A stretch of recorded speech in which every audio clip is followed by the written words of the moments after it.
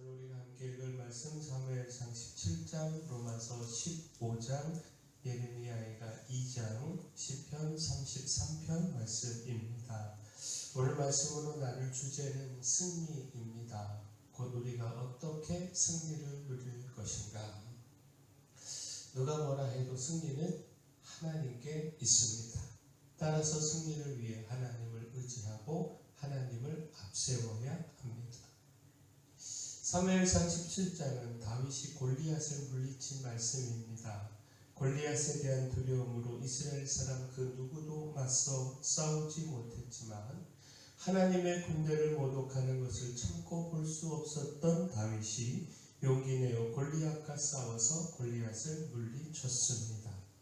다윗이 용기 내어 골리앗과 싸울 수 있었던 것은 승리는 하나님께 있다라고 하는 믿음 때문이었습니다. 곧 다윗은 창과 칼과 단창을 앞세운 골리앗에게 하나님의 이름을 앞세워서 싸웠습니다. 여호와의 구원하심 곧 승리케 하심이 칼과 창에 있지 않으며 하나님께 있음을 믿었습니다. 따라서 다윗은 골리앗과의 싸움을 앞두고 다음과 같이 믿음으로 외쳤는데 사무엘상 17장 46절 47절 말씀 보면 오늘 여호와께서 너를 내 손에 넘기시리니 내가 너를 쳐서 내 몸을 베고 블레셋 군대의 시체를 오늘 공중에 세워 땅의 들짐승에게 주어 온 땅으로 이스라엘에 하나님이 계신 줄 알게 하겠고 또 여호와의 구원하심이 칼과 창에 있지 아니함을 이 무리에게 알게 하리라. 전쟁은 여호와께 속한 것인즉 그가 너희를 우리 손에 넘기시리라. 그리고 이 믿음의 외침대로 다윗은 골리앗을 물리치고 하나님이 주시는 승리를 경험할 수 있었습니다. 승리는 하나님께 있음을 모든 사람으로 분명히 알게 했습니다. 자, 승리는 하나님께 있습니다. 군사에 많고 적음에 있지 않고 그 가진 힘의 유무에 있지 않습니다.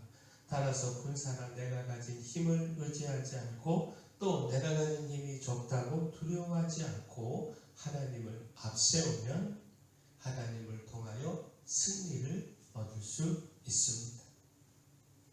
따라서 또한 하나님과 원수가 되지 않아야 합니다. 그래야 승리할 수 있습니다. 예레미야가 2장은요. 하나님께서 유다와 예루살렘을 허물고 멸하신 것과 이로 인한 탄식을 기록하고 있습니다. 바로 여기서 하나님과 원수가 될 때 패배와 멸망을 겪을 수밖에 없음을 보게 됩니다. 곧 하나님이 우리를 원수로 여기시고 우리가 하나님 반대편에 서 있으면 패배와 멸망만 있을 뿐 결코 승리할 수 없습니다. 예레미야가 2장 5절 말씀 보면 주께서 원수같이 되어 이스라엘을 삼키셨으며 그 모든 궁궐들을 삼키셨고 견고한 성읍들을 무너뜨리사 딸 유다의 근심과 애통을 더하셨도다. 자, 이스라엘의 멸망의 이유를 알게 하는 말씀이지요. 하나님이 이스라엘의 원수가 되어 반대편에 서 계셨다라는 겁니다. 그 백성이 하나님을 떠나 죄악을 행하고 우상 숭배한 결과 하나님은 원수가 되어 이스라엘의 모든 궁궐들을 삼키시고 견고한 성읍들을 무너뜨리셨다라는 겁니다. 자, 승리를 위하여 하나님을 의지하고 경외함으로 하나님과 한편 되어야 합니다. 하나님이 우리 편이 되셔서 싸우셔야 승리를 경험할 수 있습니다. 하나님 반대편에 서서 하나님과 원수가 되어서는 결코 승리할 수 없습니다. 단 1%의 가능성도 없습니다. 따라서 하나님과 한편 되어야 하는데 시편 33편은요. 하나님의 전능하심과 도우심을 찬양하는 시로 하나님과 한편 되어야 한다라고 하는 사실을 우리에게 가르쳐주고 있습니다. 그 시편 33편 12절 말씀 보면 여호와를 자기 하나님으로 삼은 나라 곧 하나님의 기업으로 선택된 백성은 복이 있도다.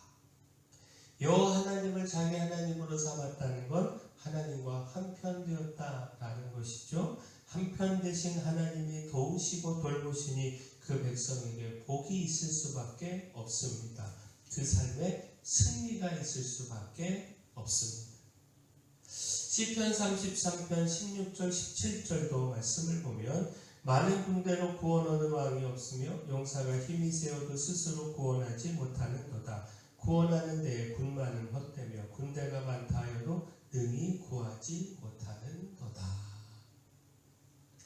승리는 많은 군대와 군마와 용사에 있지 않음을 전하고 있는데 이는 승리는 하나님께 있다는 것을 전하고 있는 것이죠. 많은 군대와 군마와 용사로도 구원함을 얻지 못하고 승리함을 누리지 못하지만 그는 하나님을 통하여 승리와 구원을 누릴 수 있다라는 겁니다.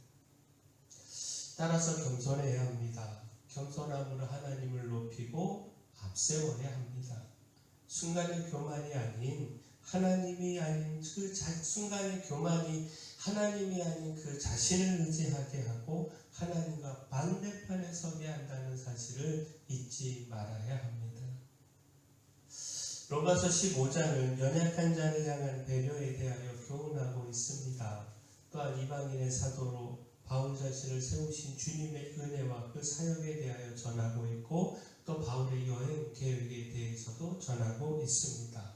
근데 여기서 주목할 말씀이 바울이 사역의 모든 공로를 온전히 주님께 돌리고 있다라는 겁니다.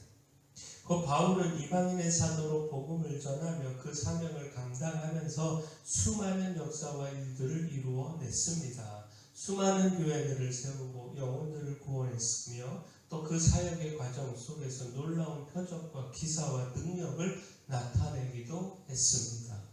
그러나 바울은 그 모든 수고와 노력 그리고 그 이룬 일들을 자랑하지 않았습니다.